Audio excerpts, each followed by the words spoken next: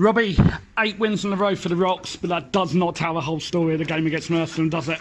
No, we knew it was going to be difficult. I did say post-Margate that it'll be a tough game for us today, and sometimes we've come unstuck. Even last year when we started the season really well, we got a lot of punters in the door and we failed to let them down. So the nice thing and the plus thing is that they can go away knowing that we've scored a last-minute goal and and 3 points. So we're hugely delighted. Listen, every game in this league, whoever you're playing on, wherever they are in the league, it's a very tough league, and the lads didn't play particularly well.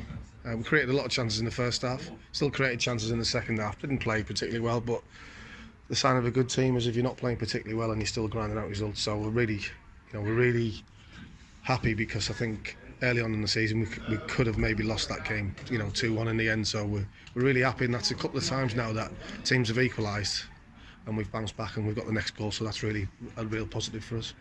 Do you take more satisfaction out of that performance with the last-minute goal as opposed to the Margate one? Yeah, I think so, because I think as a group of players, you've seen that we've got really good technical players. So once we get a couple of goals up, we seem to relax, and that's when you see us play really well. And it's just nice if we can have a side where you win ugly as well. Listen, we want to play entertaining football for the punters, but sometimes you've got to dig in and grind out results, and today was one of them days. And it's always the case, when you have that many chances in the first half, and it's still 1-0, you've always got a chance, which Skip says it's not a free kick, they put a ball in the box, it's an own goal, and it can happen. So the real pleasing thing is that we've bounced back and we've won the game. What particularly disappointed you about the goal that Merstham have scored? You said it was an own goal. Obviously, it's been given to Barry Hales, but we couldn't tell from here.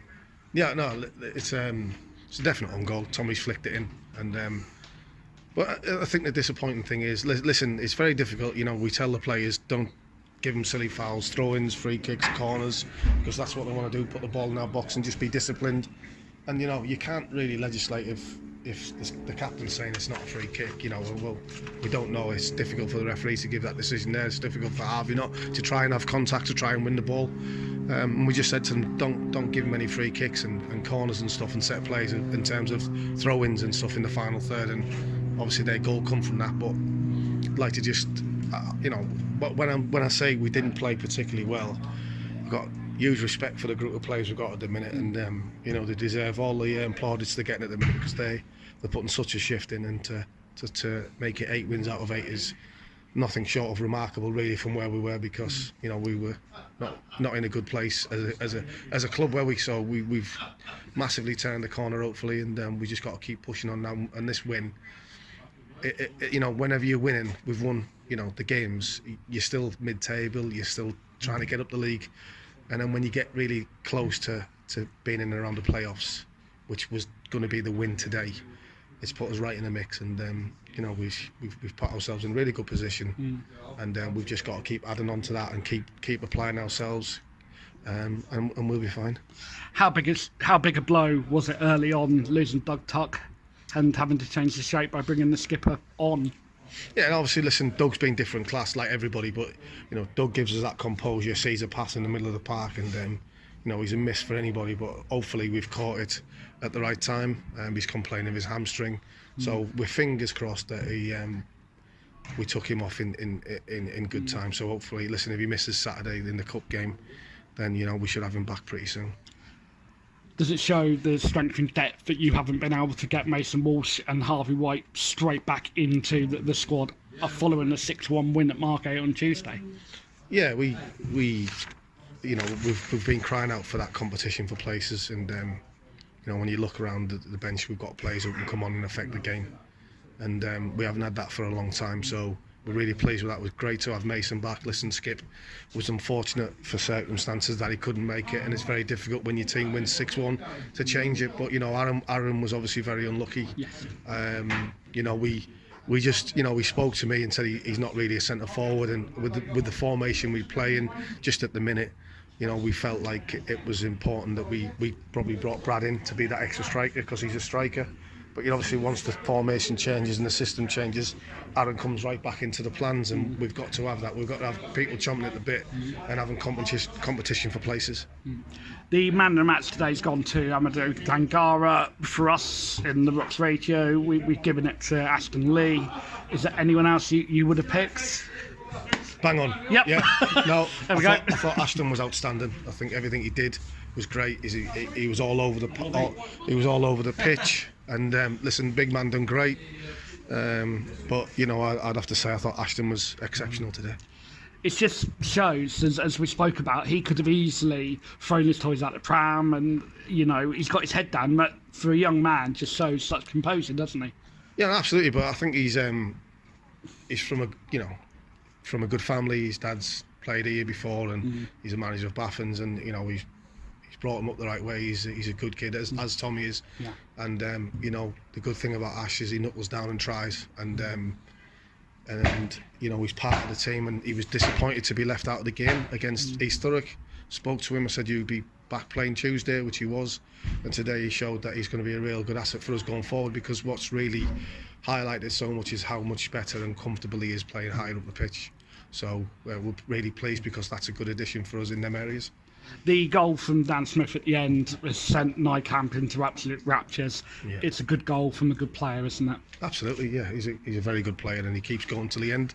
That's probably the hardest chance he had all day. So it's typical, but he keeps going to the end, and we kept on going to the end, and that was the most important thing. We tried to put a little bit of pressure on the last 7 or 8 minutes, and obviously we've got the goal just at the right time, and we've managed to, not so much hold on, but we've managed to get over the line. People have said next week against Tunbridge in the trophy is a free hit. Do you almost see that as a little bit disrespectful to Bognor Regis? No, I mean, people are probably thinking they got promoted last year, they're in a higher league, that we're playing away from home, it's going to be a tough game. No, listen, we don't think it's a free hit for us. We go there with confidence, we go there with belief that we can win the game, and we have to do that. Simple as. We've got good players, and I'm pretty sure that Tunbridge will be thinking that we've got, they'll see the form that we're probably in, and they'll see the players we've got, and they know that they'll be in for a game. So it'll be a tough game, but one there we go and enjoy, and we try and play on the front foot, try and create chances and try and score goals. I think the attendance today was about 570 something. That's a great attendance with Pompey not playing. It was great noise again, Robbie, from the fans, wasn't it? Yeah, absolutely. Really, really appreciative of the supporters coming out. Listen, the weather's not great as it is. Listen, I know it's winter, but it's still to be stood in the stands or sat in the stands. It is pretty cold, but no, we really appreciate the efforts, and I think that's testament to how well the lads have done. That the punters are coming back through the door, because that's 8 out of 8 now, and I think they see progression, they see something happening, and we're really appreciative of the support. And listen, the really good thing is the singing at the end, which is really good. And just one final question, Robbie. It's been mentioned on Twitter. The person will know who it is, but the comment was, if Barry Howells can get on the pitch at the grand old age of 40-something, what chance have you putting your boots on? No, listen, I don't want to let the lads down for starters, but most of all, I don't want to let the club down. So I'd rather just stay in the technical area. I think I've had my time. As good as it was, I've had my time, and listen, I can still play, but I can't run. So, but I mean, no, I'm not. Cheers, Robbie. Thank you very much. Cheers. Thank you. Jack Pearce, manager of Bognor Regis, speaks to me. Jack, you are the manager. 8 out of 8. You must be absolutely delighted. Yeah, but there's still a long way to go, isn't there? There's still 22 games to go, whatever it is. And what pleased me most today was it's games like this where on lots of occasions over the year you build up everybody's expectations and you suddenly fall flat on your face.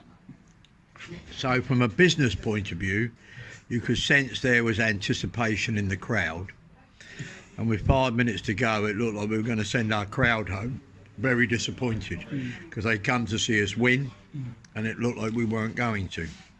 And so the never say die approach and the effort we put into the end and the goal we got, that's a very important goal for the club, because it keeps us. We got a cup game next week where we won't be able to gain any points, if we had only got one today, you know, with all the teams above winning, that'd have made it another challenging event. But it keeps us in there. But more importantly, it sets the people at home. They forget, the last thing they remember is us winning with 4 minutes to go, and that means they're liable to come back for the next game. And we actually created enough chances to have won 2 or 3 games, to be fair. But football is that way, that if you don't take your chances, at this level we're not a good enough side, and the other teams aren't that bad, that they won't create chances at certain times in the game. And at half time I said the biggest danger we will have to concede with them will be the way we keep passing the ball out from the back and being lazy, not lazy, but we don't giving the ball. One of the main reasons you score goals, you're most liable to concede when you give the ball away unexpectedly in your half of the field. And we did that on quite a few occasions today. In fact, I thought we set up 3 or 4 of their most dangerous attacks through complacency. But Harvey, who's been excellent for us this year, he never has got the idea that if a man's facing up their goal with the ball at his feet, what he wants you to do is foul him, because then they can have a set play, put people where they want and play it in. And that was, you know, it was a poor defending on Harvey's part there. But that's only because he gets frustrated and he thinks he should be able to win it. And he doesn't. And I said at half time, that's how they score. So, and when they did score, most probably thought in the green, that's it. And I was just delighted the way we come back and managed to grab all 3 points. It's fair to say, Jack, with the start of the season, that result, the way that happened, that would not have happened 2-3 months ago. We may have even have lost the game. Yeah, that's fair comment, but I've never got too despondent when we've lost, and I don't get too excited when we win. It depends how the team's playing. I mean, I thought we played some Bishop Stortford, first game of the season, we played some good stuff.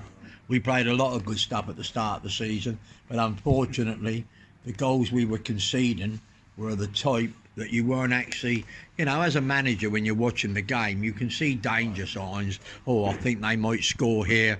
They're putting us under a lot of pressure, and we're under the cosh and we're going to concede. I didn't even feel that when we conceded 6 at Dulwich. We were in the game for long periods. But we had a major issue at goal, and I feel for the people because they were young, and the young centre-half was asking a lot of him. But bringing in just those 2 players, Joe Cook and the goalkeeper, it's given a great lift to everybody, and you got a little bit of confidence. And the other thing we've had a bit of good fortune. And I've always said, Jamie said, what's the secret of management? I said, be lucky. And you need a bit of luck in football, and it is a big point. You've got to work hard as well. And at the moment, we're working very hard. Bit concerned with the injuries we've received today, but we'll see where that takes us. Jack, just moving slightly away from the football, I need to ask you about the event that's coming up on Friday for the club. It's obviously billed as a community club, Bognor Regis Town. We've got the fireworks display here. Can you just explain to the people why it's so important that people do attend on Friday to help the club with this magnificent fireworks display this Friday night at 7 o'clock? Well, the first thing is, I understand when I see in the shops how much fireworks cost. Well, they're getting £5,000 worth going off on Friday night, because that's what the cost is. So if we don't get a good turnout, we can actually lose money. But it's also in the past, I think I've been doing it 35 years now. It also has been one of our best fundraising days of the year, and it's also great for the community, because that's most probably the one and only time of the year that a lot of them will visit the lane. So they can see our facilities, see what we've got, and we just wanted to have a lovely evening, have a celebration. The hardest part obviously is when you postpone an event, is getting the publicity to see it. So all I can ask is for the people that are listening, and I know there won't be thousands, if you can spread the word with all the children and their parents that there is a firework display here this Friday, and the more that come, the better it will be, and hopefully the weather will be kind to us and we can have a super evening, and then we can go to Tunbridge Angels on the Saturday and get a great result in the trophy. Well, hopefully fireworks off the pitch and then fireworks on it on Saturday. Jack, thank you very much for you speaking can't to beat, us. you can't beat a banger. Cheers, Jack.